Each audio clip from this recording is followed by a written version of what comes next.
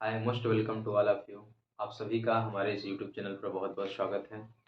आज का हमारा जो ये वीडियो है, ये वीडियो फिर से कंपटीशन एग्ज़ाम से ही रिलेटेड है।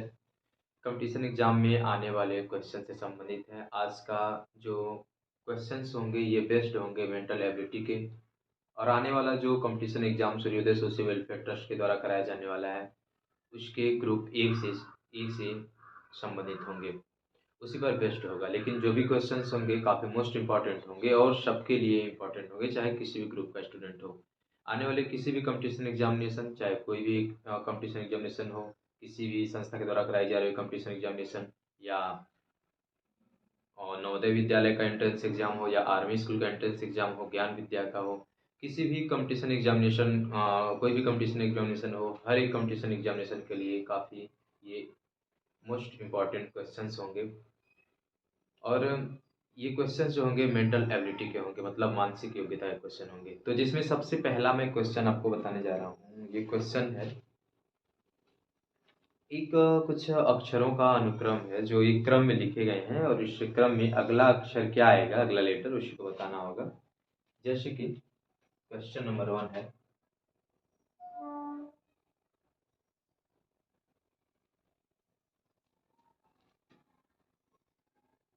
निम्नलिखित अक्षर अनुक्रम में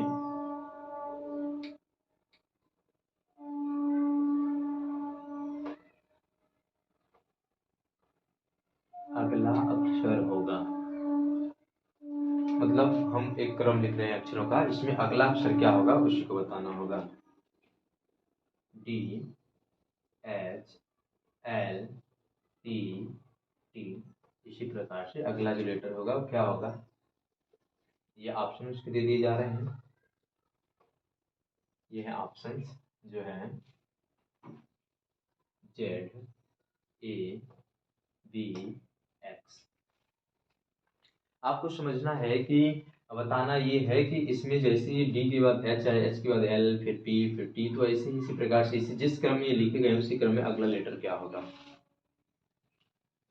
तो कॉमन सेंस आपको ये लगाना है, सोचना है डी के बाद एच आ रहा है, और एच के बाद एल आ रहा है, एल के बाद पी आ रहा है, पी के बाद टी आ रहा है, मतलब कुछ गैपिंग दिख रहे हैं, बीच में कुछ लेटर्स की गैपिंग दिख रहे हैं। तो सबसे पहला तो हम यही सोचेंगे कि कितने लेटर की गैपिंग हो रही, पहले ये देखा जाए क्या इस पर आ रहा है, क्या सटीक बैठ रहा है। तो डी के बाद एच होता है। एबीसीडी में जब आप पढ़ते होंगे तो डी के बाद आप पढ़ते हैं ई, ई के बाद एफ, फिर जी, फिर एच। मतलब डी के बाद आ रहा है आपका कितने लेटर के बाद, 1 2 3 4, ये चौथा लेटर जो है एच है। फिर आई, जे, के, एल, फिर उसके बाद ये जो है, फिर या जैसे यहाँ पर चौथा लेटर आया, फिर इसका 1 2 3 4, फिर चौथा यहाँ पे आ रहा है, फिर यल, यम, यन, ओ, पी, फिर से उसके बाद फिर ये चौथा आ जा रहा है ये। ठीक, उसके बाद क्यू, आर, एस, टी, उसके बाद फिर से ये चौथा आ गया, मतलब ये आ गया आ जा रहा है। +4 +4 लेटर हो रहे हैं, है ना। इस क्रम में मिल रहा है कि नहीं मिल रहा है। आपने देखा कि डी के बाद एच चौथा लेटर है, फोर्थ वाला, एच के बाद एल, ये भी फोर्थ वाला लेटर आ रहा है, एल के बाद पी, मतलब इसी प्रकार से क्यू के बाद भी जो फोर्थ प्लेस में जो लेटर आएगा वही जो यहाँ पर भरा जाएगा। तो एस टी, टी के बाद आता है यू, वी, डब्ल्यू, एक्स। तो +4 हमने किया लेटर तो आया हमारा एक्स। इसका मतलब इसमें ये वाला ऑप्शन सही है। ओके, ये हो गया पहला क्वेश्चन। इसी पर आधारित कुछ अलग तरह के लेटर्स दिए जा सकते हैं, और उससे रिलेटेड, इससे रिलेटेड क्वेश्चन पूछ लिया जाएगा। चलिए एक दूसरे क्वेश्चन की बात करते हैं। ऐसे ही मेंटल एबिलिटी का एक क्वेश्चन अलग मैथमेटिक्स से है, मैथमेटिक्स से बना हुआ है। निम्नलिखित, निम्नलिखित का मतलब नीचे, संख्या का अनुक्रम बनाया जा रहा है। अब यहाँ पे ये अक्षरों का अनुक्रम था, ये जो है संख्या का अनुक्रम है। निम्नलिखित संख्या अनुक्रम में अगली संख्या क्या होगी। अब संख्या अनुक्रम लिखते हैं 2 5, 2, 5, 10, 17, 26। इसके बाद अगला क्या होना चाहिए? ठीक है, तो ऑप्शन में दे देता हूँ इसमें। ऑप्शन जो है ये है 43, 52, 37 और डी जो है 34 अर्थात 34 है। यहाँ भी जब आप देखेंगे तो जो ये नंबर्स दिए गए हैं, संख्याएं दिए गए हैं, इनमें भी संख्या में कुछ गैपिंग है। गैपिंग चेक करते हैं कितने कितने का गैपिंग है। तो सबसे पहले हम पहला तरीका यही सोचेंगे कि गैपिंग कितने कितने की है। तो 2 से 5, 2 से 5 अगर करते हैं तो 5 में से 2 अगर सब्ट्रैक्ट करते हैं तो आएगा 3। ठीक, उसके बाद 5 बार 10 आया, चलिए 10 में से 5 को सब्ट्रैक्ट करते हैं तो आ रहा है कितना? 5। ओके, 17 में से 10 करते हैं, 17 में से 10 करते हैं तो फिर आ जा रहा है 7। 26 में से 70 करते हैं, 26 में से 70 कर देते हैं, 26 में से 70 ना 9। तो जो डिफरेंट आ रहा है वो 3 का आ रहा है, 5 का आ रहा है, 7 का आ रहा है, 9 का आ रहा है। तो आप देखेंगे 3 जो है एक ऑड नंबर है। 3 के बाद ऑड नंबर जो आता है वो 5 है। 5 के बाद ऑड नंबर जो आने वाला होता है वो तो 7 है, तो 7 हो गया यहाँ पे। 7 के बाद ऑड नंबर आता है 9, तो यहाँ पे 9 हो गया। फिर 9 के बाद ऑड नंबर कितना आएगा? 11। इसका मतलब यहाँ पर 26 के बाद 8 नंबर जो हम इसमें ऐड करेंगे वह होगा 11। 2 में 3 ऐड किया 8 नंबर तो 5 आया, 5 में 5 ऐड किए तो 10 आया, 10 आया। अब 10 में हम 5 के बाद 7 आता है 8 नंबर, इसको ऐड करेंगे तो 17 हो जाएगा। 7 के बाद 9 8 नंबर आता है तो इसमें 9 करेंगे, मतलब यहाँ +3 किए, यहाँ +5, यहाँ पर +7, यहाँ +9, यहाँ पर तब कितना आ जाएगा? +11। और इस प्रकार से आ जाएगा आपका, जब करेंगे तो कितना आ जाएगा? 37। इस प्रकार से ऑप्शन जो सी है वो सही होगा। ओके, चलिए ऐसे ही हम नेक्स्ट क्वेश्चन पूछते हैं। अगला क्वेश्चन जो क्या है,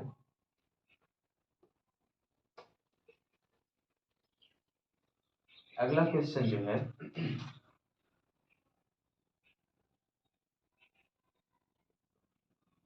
इसमें जो है कुछ हम वर्ड देंगे, निम्न में से कौन एक ऐसा शब्द है जो अन्य 3 से भिन्न है। अब 4 शब्द हम देते हैं। एक हो गया बैगन, 2 हो गया टमाटर, तीसरा हो गया भिंडी,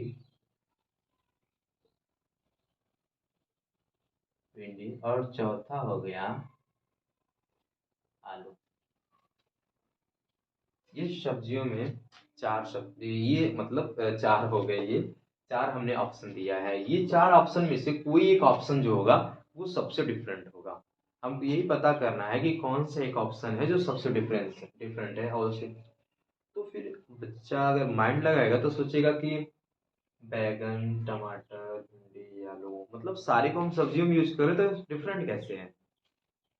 फिर सोचेगा चारों तो सब्जियां हैं, ये सभी 4 सब्जियां हैं, वेजिटेबल्स हैं, तो फिर डिफरेंट कैसे मिलेगा इसका। तो फिर माइंड में उसका फिर क्लिक होगा माइंड में, फिर सोचेगा कि ओ बैगन जो होता है ये भी इसका एक पौधा होता है जो ऊपर, बैगन जो होता है ऊपर निकलता है उसके, ठीक है ना, जमीन से ऊपर। टमाटर ये भी जमीन से ऊपर ही होता है, मतलब पौधे से प्राप्त किया जाता है। और भिंडी ये भी। लेकिन आलू जो है, आलू सब्जी है, बट ये क्या हो रहा है कि ये जमीन के अंदर ये हो रहा है, पैदा हो रहा है, पनप रहा है। तो इस प्रकार से इन सब में देखा जाए तो अगर डिफरेंट आप पता करना है तो पहले तो सोच लेंगे सब्जियां हैं तो बाकी सारी सब्जियां तो इसलिए डिफरेंट नहीं पता चल रहा है। लेकिन उनकी उपस्थिति, इन सब्जियों की उपस्थिति पौधों में कहाँ होती है तो पता चलेगा ये बैगन, टमाटर, भिंडी ये सभी जमीन से ऊपर होता है। मतलब उसके तने से प्राप्त किया जाता है। लेकिन आलू जो है ये सब्जी है, बट ये उसके अंदर मतलब जमीन के अंदर ये उसके जड़ से प्राप्त किया जा रहा है। इस प्रकार से ये आलू जो होगा ये सभी चारों में इन तीनों से ये डिफरेंट है, भिन्न है। इस प्रकार से ये ऑप्शन सही हो जाएगा। चलिए एक अगला क्वेश्चन चलते हैं। क्वेश्चन अगला है,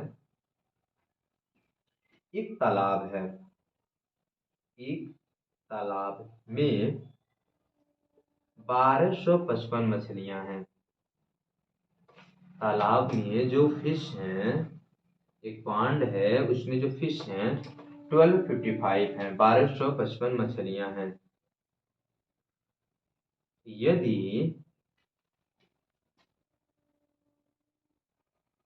किसी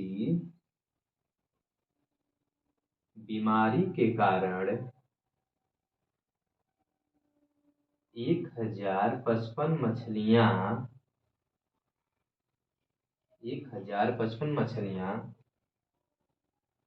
मर जाती हैं, तो तालाब में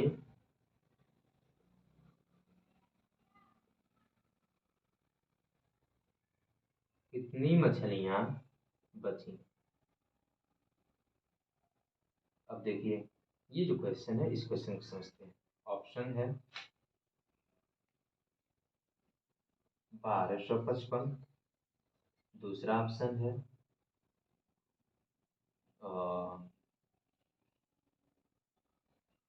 200, तीसरा ऑप्शन है मतलब सी जो है ऑप्शन अपना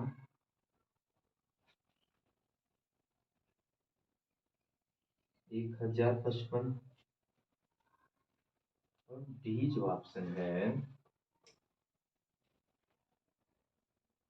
ये है 255। ठीक, बहुतों ने मेंटल तो लगा ही लिया होगा, या नहीं लगा पाए हैं तो समझिए।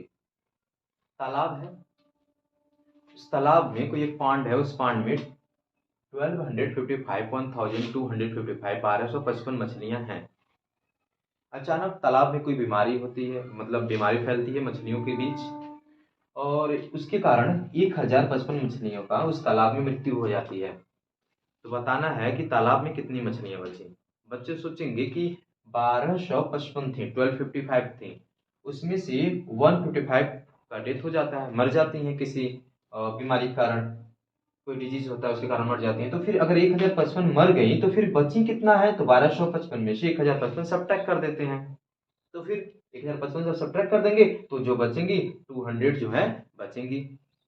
लेकिन आपको ये सोचना है कि मैंने बची कितनी मछलियां बची, मैंने ये नहीं कहा है कि कितनी मछलियां जीवित बची, हम जीवित मछली की बात नहीं कर रहे हैं। इस प्रकार से अगर आप क्वेश्चन सॉल्व करते हैं 1255 में से 1055 मतलब 1255 से 1055 घटाते हैं 255, तो फिर आप तो उन जीवित मछलियों के बारे में बात कर रहे हैं ना, कि कितनी जीवित मछलियां बची हैं। हमने जीवित मछलियों की बात नहीं करा, हमने कुल कितनी मछलियां बची हम उसके बारे में बात कर रहे हैं। अगर यहाँ पे हम कुल कर दें, तालाब में कुल, तालाब में कुल, तालाब में कुल कितनी मछलियां बची, तब भी बात, तब ये बात स्पष्ट आपको हो जाती है और जगह कि हम तालाब में बचने की ही बात कर रहे हैं। तो फिर जो मरी है तालाब में वो भी तो तालाब में ही है ना, और जो फिर जो जीवित है वो भी तो अभी तालाब में ही है। तो फिर इसका मतलब जो तालाब में बचने वाली मछलियों की जो संख्या है वो टोटल वही रह जाएगा, अर्थात ऑप्शन ए क्या होगा, सही होगा, 1255 में होगा। ओके, तो चलिए एक क्वेश्चन और करते हैं बिना लेट किए।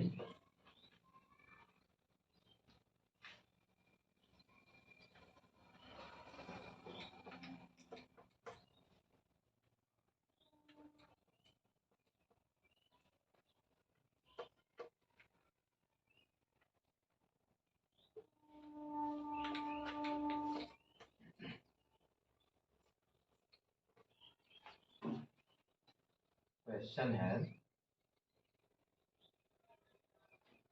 राजू अपनी बगल में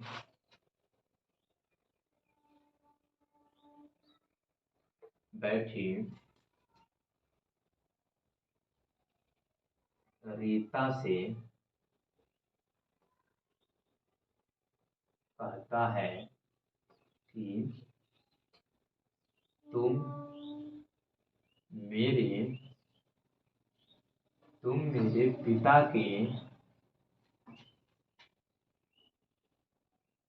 पिता की पत्नी की लड़की हो तो बताइए राजू और